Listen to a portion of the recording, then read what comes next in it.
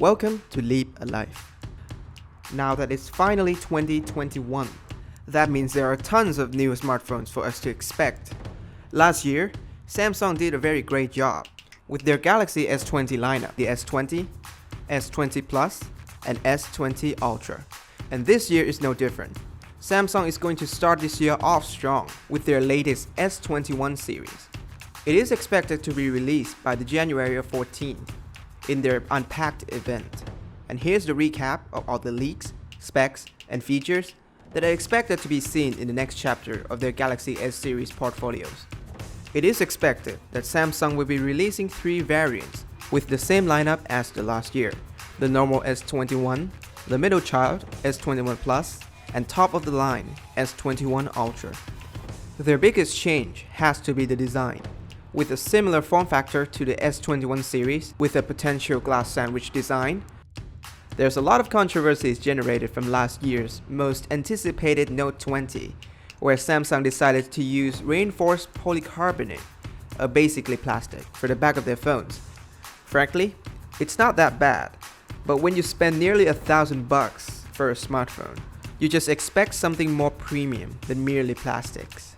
This time, Samsung reportedly decided to use the same glass stick, but keep in mind that this information is not yet official, so we still have some hope for the same old glass back.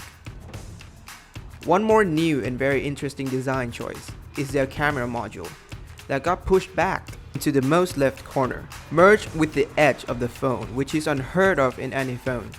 And we are still expecting the pinnacle of phone display on Samsung's flagship device. Similar specs to the previous series, Samsung's panel has always been the apex of the industry, and we are expecting nothing less than the best screen of the year.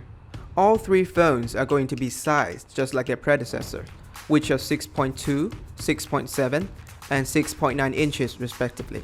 Screens that will be used on the S21 series will be similar spec to the S20s.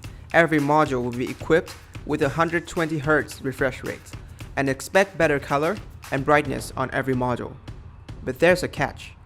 The S21 and S21 Plus will be downgraded from the Quad HD Plus to only Full HD Plus, while the S21 Ultra remains at Quad HD and all comes with a punch-hole front-facing camera cutout in the middle. The biggest change to the screen is a shift to flat screen, instead of the signature edge-to-edge curved display. This is very interesting since some people, including me, prefer a solid flat screen for the comfortability and viewing experience, while some people might love the seamless experience gained from those curved edges. Samsung also boasted a new and improved under-screen fingerprint scanner, which is 77% larger than the last model, and expected to perform twice as fast compared to the last model. With the S21 and S21 Plus going with triple camera setups, consist of a 12-megapixel main shooter, a 12-megapixel ultra-wide, and a 64-megapixel telephoto lens respectively, which is the same camera setup we have seen on the previous S20 lineup. And for the S21 Ultra, we will have a 108-megapixel main camera with 12-megapixel ultra-wide, just like its predecessor. But the differences are in the telephoto cameras. Again, Samsung stepped up the zoom game by putting 2 telephoto lenses on this phone. A 10-megapixel sensor with 3x optical zoom, and another 10-megapixel sensor with 10x periscope zoom. Next up, the front-facing camera on the S21 and S21 Plus will be a 10-megapixel f2.2 camera that can shoot up to 4K 60 fps, which is identical to the one on the S20 and the S20 Plus. And the S21 Ultra will have the 40-megapixel selfie camera that is again identical to the predecessor. Next up for the specs. These are Samsung's main dish of the year, so we can expect nothing less than top-of-the-line specs here. The new Snapdragon 888 or the Exynos 2100 variants depends on where you live. Last year's Exynos modules are quite a mess. Let's hope this year the Exynos 2100 will keep up to the Qualcomm counterparts, whether in the computing power, heat management, and battery consumption.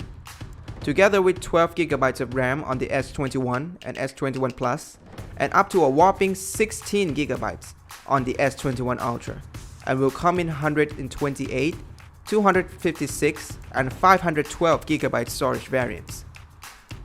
The S21 will house a 4500 mAh battery, and 4800 on the S21 Plus, and an enormous 5000 for the S21 Ultra.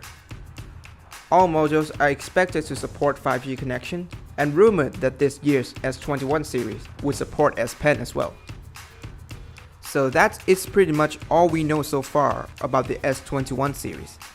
Please don't forget to leave a thumbs up, subscribe, and ring that bell icon, because we will surely get our hands on those 21 series as fast as possible. So be sure to stay tuned, and see you guys next time. Stay safe.